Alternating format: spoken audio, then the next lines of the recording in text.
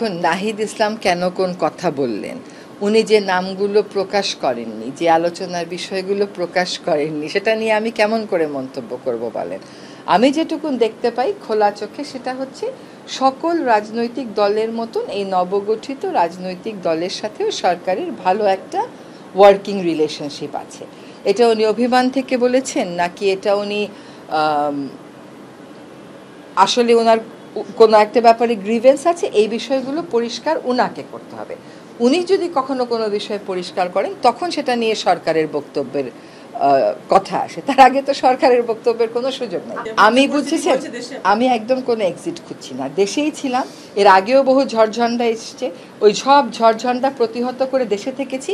বাকিটা জীবনও বাংলাদেশেই কাটিয়ে যাব আপনাদের সাথে, ইনশাল্লাহ।